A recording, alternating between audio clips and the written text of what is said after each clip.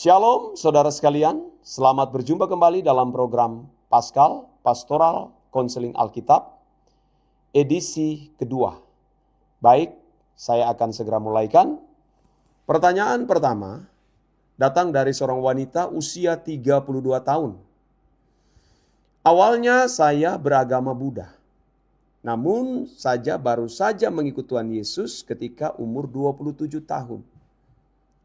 Orang tua dan keluarga saya menentang keputusan saya. Namun saya nyaman dengan agama saya yang sekarang. Saya merasa damai ketika dekat dengan Tuhan Yesus. Pertanyaannya, menurut Bapak Gembala, bagaimana saya harus menyikapi hasutan-hasutan keluarga saya untuk kembali mengikut agama Buddha? Padahal saya sudah nyaman di Kristen. Nah, ini bukan soal nyaman atau tidak nyaman dalam kamu beragama. Ini soal pilihan. Karena ketika kita salah memilih atau kamu salah memilih, itu akan menentukan nasib kekalmu. Dan apa yang telah kamu pilih, itu benar-benar sudah benar. Ya. Karena saudara-saudara, di dalam Yohanes 14 ayat 6, firman Tuhan berkata, kata Yesus kepadanya, "Akulah jalan dan kebenaran dan hidup. Tidak ada seorang pun yang datang kepada Bapa kalau tidak melalui aku." Jadi untuk sampai kepada Bapa harus melalui Yesus, ya, yang telah menjadi Tuhan, yang telah menebus semua dosa manusia. Ya. Jadi tidak ada keselamatan di luar Kristus. Jadi kamu harus mengabaikan hasutan-hasutan tersebut. Dan kamu harus benar-benar memiliki prinsip. Lebih baik kamu kehilangan orang yang kamu cintai. Kamu kehilangan keluarga. Tidak menjadi masalah kalau itu memang harus terjadi demikian demi kamu mempertahankan iman kamu kepada Kristus. Ya. Kalau kamu membaca Alkitab secara lengkap, khususnya dalam konteks Perjanjian Baru, tidak ada orang Kristen yang sungguh-sungguh menjadi Kristen yang sejati, menjadi pengikut Kristus, yang menjadi muridnya yang tidak menderita. Di abad 1, abad 2, abad 3, itu mereka yang benar-benar menjadi pengikut Kristus, rata-rata mereka mengalami penderitaan. Ya, ada yang dipancung kepala, ada yang digantung, dibakar hidup-hidup, dilemparkan ke kandang binatang buas. Ya, tidak diakui lagi sebagai warga negara, dipenjara. Tapi demi mempertahankan iman mereka kepada Kristus, yang adalah Tuhan dan Juru Selamat, mereka berani mempertaruhkan nyawa. Ya. Saya kasih ayat firman Tuhan kepada kamu di dalam Kisah Para Rasul 4 ayat 12. Dan keselamatan tidak ada di dalam siapapun juga selain di dalam Dia. Sebab di bawah kolong langit ini tidak ada nama lain yang diberikan kepada manusia yang olehnya kita dapat diselamatkan. Lukas 9 ayat 26. Sebab barang siapa malu karena aku dan karena perkataanku, anak manusia juga akan malu karena orang itu. Apabila ia datang kelak dalam kemuliaannya dan dalam kemuliaan Bapa dan malaikat-malaikat yang kudus. Kamu sudah ada di pilihan yang tepat. Pertahankan itu apapun yang terjadi. Ya, itu saran saya kepada kamu. Tuhan memberkati. Pertanyaan yang kedua datang lagi dari seorang wanita usia 19 tahun. Saya sudah dibaptis pada Mei 2025 kemarin. Ketika dibaptis saya merasa hidup kembali. Saya merasa segar sekali. Saya mendambakan bahasa roh. Namun Tuhan belum memberi saya karunia. Pertanyaan, apa yang harus saya lakukan agar saya dikaruniai bahasa roh? Luar biasa. Ya. Kamu harus tahu bahwa seseorang ketika memberi diri dibaptis bukan supaya mendapatkan karunia. Ingat ini. Tetapi supaya mengenakan seluruh kehidupan Tuhan Yesus. Dalam hal ini mengenakan pribadinya. Salah kalau kamu berpikir setelah dibaptis, lalu kamu mendapatkan karunia. Itu hak prerogatif Tuhan. Ya. Karunia itu adalah merupakan pemberian dari Tuhan secara cuma-cuma. Tentu kepada mereka yang layak mendapatkan karunia. Karena tidak sembarangan orang yang mendapatkan karunia. Dan tujuan pun karunia diberikan kepada orang bukan untuk gagah-gagahan, tetapi dipakai di dalam pelayanan pekerjaan Tuhan. Ya, maka mereka dikaruniakan karunia. Ya, ada beberapa karunia, bukan hanya karunia bahasa roh. Juga ada karunia untuk berbuat baik. Ya, karunia menginjil. Ada banyak karunia. Jadi bukan hanya karunia bahasa roh. Jadi kamu tidak perlu ngotot harus mengalami karunia bahasa roh. Karena itu adalah hak prerogatif Tuhan. Yang penting di sini adalah ketika kamu memberi diri dibaptis, berarti kamu harus memiliki kesediaan untuk hidup sama seperti Kristus hidup. Berusaha mengenakan seluruh filosofi hidup Tuhan Yesus. Ya, dan mengenakan hidupnya. Itu yang lebih penting. Ya. Karena saudara-saudara, percuma kalau orang memiliki karunia roh, tetapi kehidupannya tidak seperti Kristus. Nah, kalau tidak seperti Kristus pasti akan masuk neraka. Nah, apa sih tujuan baptisan? Mari kita membaca Roma pasal 6 ayat 4. Dengan demikian kita telah dikuburkan bersama-sama dengan Dia oleh baptisan dalam kematian. Supaya sama seperti Kristus telah dibangkitkan dari antara orang mati oleh kemuliaan Bapa. Demikian juga kita akan hidup dalam hidup yang baru. Jadi tujuan baptisan itu supaya kita mati dari manusia lama dan mengenakan hidup Tuhan Yesus. Jadi kamu tidak akan menemukan satu ayat pun tujuan baptisan untuk mendapatkan karunia. Ya, saya bacakan satu ayat lagi, Galatia 3 ayat 27. Karena kamu semua yang dibaptis dalam Kristus telah mengenakan Kristus. Itu yang lebih penting. Ya, jangan yang boten-boten lagi ya. Oke, itu jawaban saya. Pertanyaan yang ketiga datang dari seorang wanita lagi, usia 23 tahun. Saya memiliki pacar yang berbeda agama. Namun saya merasa bahagia bersamanya. Wow, pacar ya berbeda agama. Keluarga saya menentang.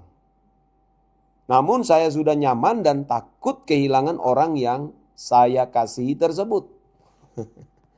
Pertanyaannya, menurut Pak Gembala, apa yang harus saya lakukan agar saya bisa merelakan pacar saya? Karena saya mulai merasa jauh dengan Tuhan. Aduh, ini saudara, saran atau jawaban dari saya adalah putusin. Kamu harus putusin. Ya. Walaupun pacaran kamu sudah dalam. Mumpung kamu belum menikah. Jadi kamu masih punya kesempatan untuk putusin. Karena ini menyangkut keselamatan kamu, menyangkut kehidupan kamu di kekekalan. Apa artinya kamu menikah, ya, tapi kamu tidak punya keselamatan. Kamu tidak punya kehidupan yang kekal. Percuma. Berapa lama sih kita menikmati pernikahan? Ya, tidak lebih dari 70-80 tahun. Ya, berapa lama kita menikmati seks? Ya, pasangan kita saja ketika kena penyakit saja, Sudah selesai. Apa lagi yang mau dinikmati?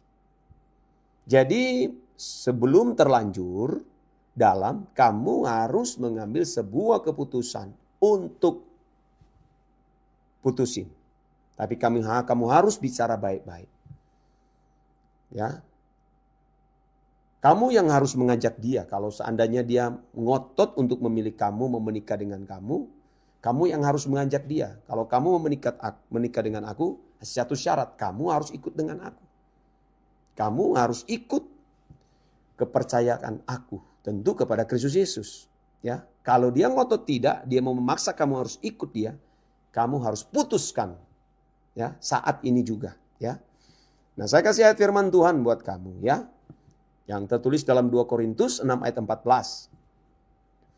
Janganlah kamu merupakan pasangan yang tidak seimbang dengan orang-orang yang tak percaya. Sebab persamaan apakah terdapat antara kebenaran dan kedurhakaan? Atau bagaimana terang dapat bersatu dengan gelap? Jadi saudara harus benar-benar prinsip. Ya, kalau kamu tidak mau ikut aku, sampai di sini saja. Mumpung kamu masih pacaran, belum menikah. Ya, lain lagi kalau kamu sudah menikah. Ini menjadi saran saya dan pesan saya kepada kamu. Tuhan Yesus memberkati. Kita lanjut ke pertanyaan selanjutnya. Datang lagi dari seorang wanita usia 57 tahun. Saya memiliki anak yang sampai sekarang belum dipanggil interview kerja. Dia punya anak melamar kerja tapi belum dipanggil interview kerja. Saya selalu membawa anak saya di dalam doa agar ia bisa segera mendapatkan pekerjaan yang baik. Pertanyaan, berbagai usaha sudah saya dan anak saya lakukan. Namun Tuhan belum mengizinkan anak saya untuk mendapat pekerjaan yang baik. Apalagi usaha yang harus saya lakukan. Saran saya Bu adalah coba lagi ke tempat yang lain. Buka lamaran sebanyak-banyaknya. Jangan cuma satu, ya. Buka lamaran sebanyak-banyaknya, ya.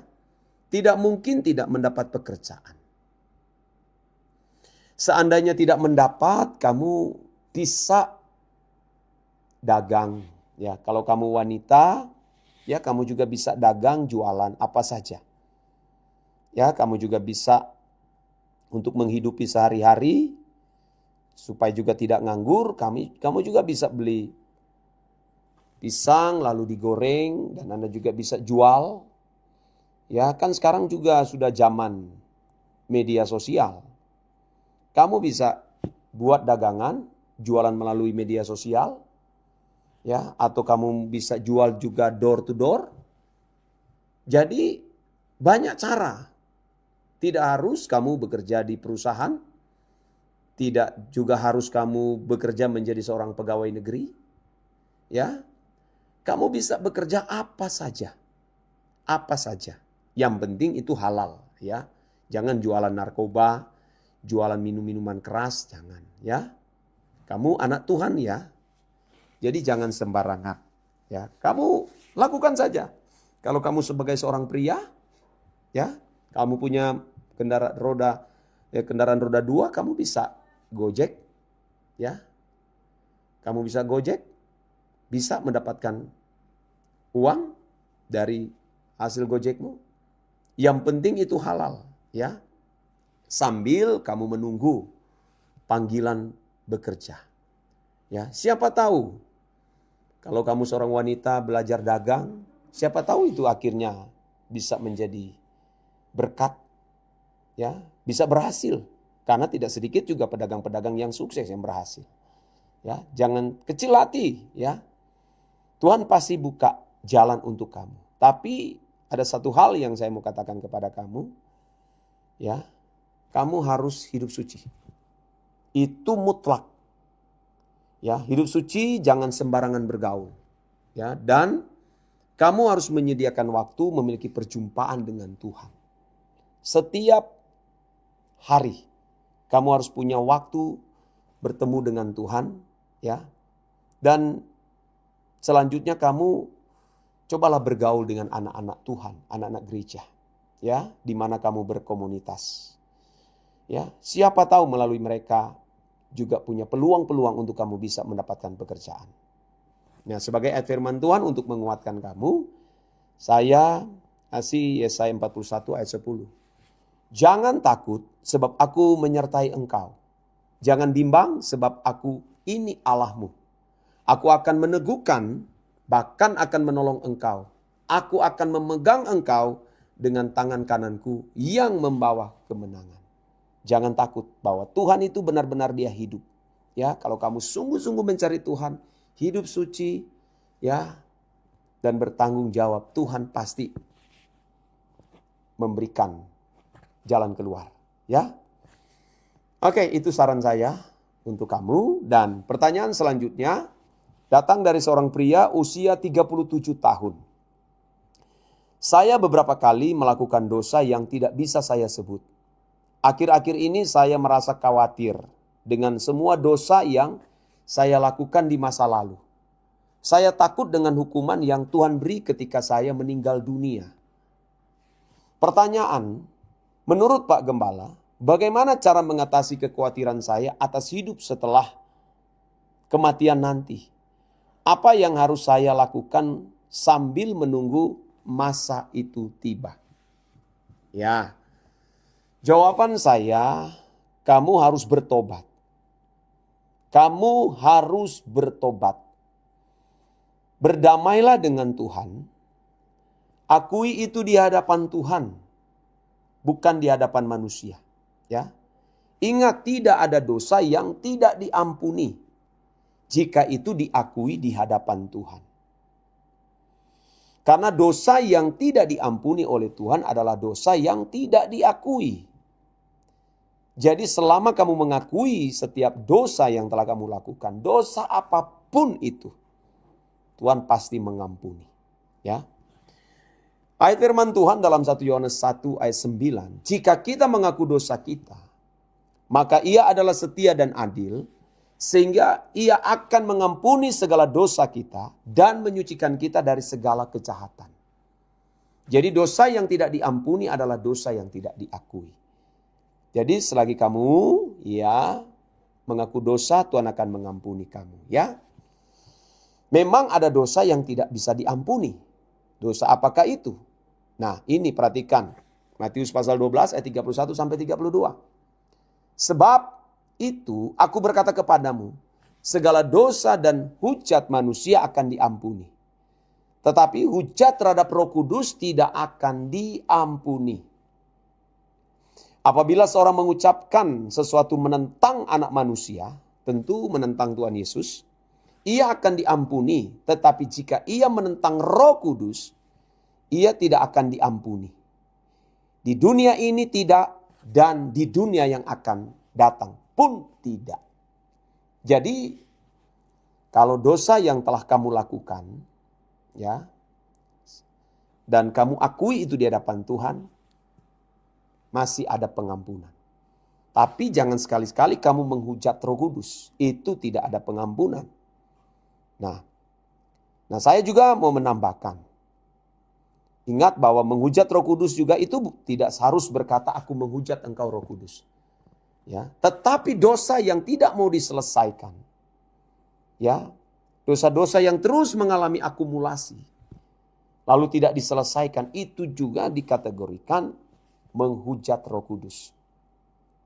Mengapa? Karena Roh Kudus tinggal di dalam diri orang percaya. Ya, ketika kita mengaku percaya kepada Tuhan Yesus sebagai juru selamat, Roh Kudus itu dimeteraikan. Maka hidup kita ini harus bersih sebagai bait Allah. 1 Korintus 3 ayat 16, 1 Korintus 6 ayat 19-20, tubuhmu adalah bait Allah. Itu sebabnya kita tidak boleh mengotori dan mencemari. Satu ayat lagi, ya, dosa yang tidak diampuni. Ibrani 10 ayat 26-27. Sebab jika kita sengaja berbuat dosa sesudah memperoleh pengetahuan tentang kebenaran, maka tidak ada lagi korban untuk menghapus dosa itu.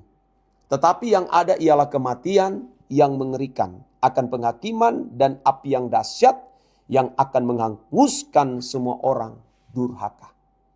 Ya, kamu masih punya kesempatan bertobat. Bertobatlah dan jangan berbuat dosa lagi. Ya, itu sebagai saran saya. Dan pertanyaan terakhir, ya. Pertanyaan yang terakhir datang dari seorang pria usia 62 tahun. Saya memiliki sakit parah yang divonis dokter, sudah tidak ada harapan lagi untuk sembuh. Sekarang saya pasrah dan berserah kepada Tuhan. Namun, ada kalanya saya menyalahkan Tuhan atas sakit yang Ia beri. Pertanyaan, apakah saya salah jika saya kecewa dengan Tuhan? Bagaimana mengatasi kekecewaan ini? Saya memberikan saran dan jawaban. Jelas kalau kamu kecewa kepada Tuhan itu salah. Ya, itu tindakan yang ceroboh dan tidak patut kamu kecewa. Siapa kita ini lalu kecewa kepada Tuhan? Ya, kita tidak memiliki hak untuk kecewa. Ya.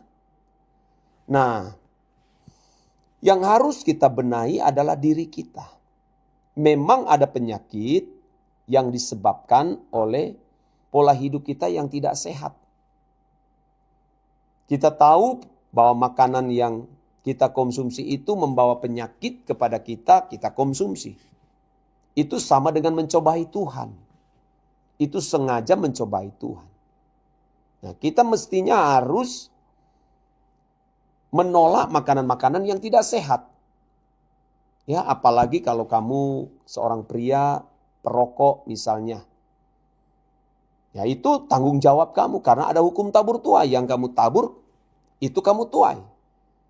Kamu tahu itu dosa, kenapa kamu lakukan? Kalau kamu seorang sengaja mengkonsumsi minum-minuman beralkohol, lalu kamu terserang dengan penyakit serangan jantung. Ya. Itu bukan kesalahan dari Tuhan, itu adalah kesalahan dirimu sendiri. Ya. Bahaya. Oleh sebab itu, ya kita harus benar-benar memperkarakan hal ini. Ya. Tapi kita harus minta ampun, kita akui dosa-dosa itu kepada Tuhan, ya. Dan juga ada penyakit yang memang karena penyebabnya dari kuasa kegelapan. Ya, misalnya orang tua kita pernah terlibat dengan praktik perdukunan, okultisme. Ya, setelah orang tua itu meninggal tidak diselesaikan, itu bisa turun ke anak, ada warisan. Keluaran pasal 20 ayat 1 sampai 5 itu. Ada warisan, ya, ada sampai bisa ke generasi ketiga, generasi 4.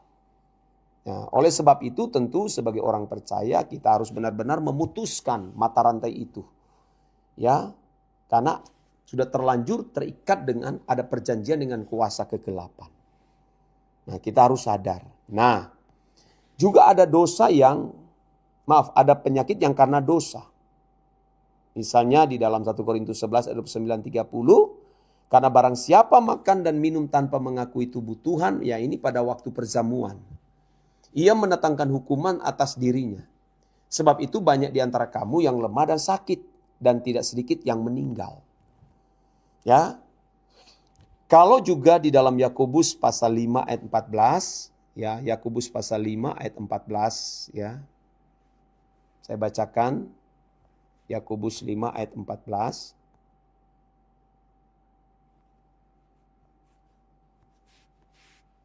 Sampai 16. Kalau ada seorang di antara kamu yang sakit, baiklah ia memanggil para penatua jemaat, supaya mereka mendoakan dia serta mengolesnya dengan minyak dalam nama Tuhan. Dan doa yang lahir dari iman akan menyelamatkan orang sakit itu dan Tuhan akan menyembuhkan dia. Dan jika ia telah berbuat dosa. Nah, jadi ternyata ada penyakit karena dosa. Maka dosanya itu akan diampuni. Ya, kalau diakui. Karena itu hendaklah kamu saling mengaku dosamu dan saling mendoakan. Supaya kamu sembuh. Jadi ada penyakit-penyakit yang pada akhirnya tidak disembuhkan karena ada dosa. Ya. Dan doa orang yang benar bila dengan yakin didoakan sangat besar kuasanya. Ya, kecuali memang ada penyakit yang kita doakan minta supaya Tuhan sembuhkan tidak disembuhkan. Karena itu ada bertalian dengan karakter. Ya, lebih baik sakit penyakitnya tidak disembuhkan daripada karakternya rusak. Ya. Tidak semua penyakit yang kita minta kepada Tuhan, kita doakan, minta kepada Tuhan, Tuhan sembuhkan. Tidak semua. Ya, tidak semua. Walaupun dia hamba Tuhan.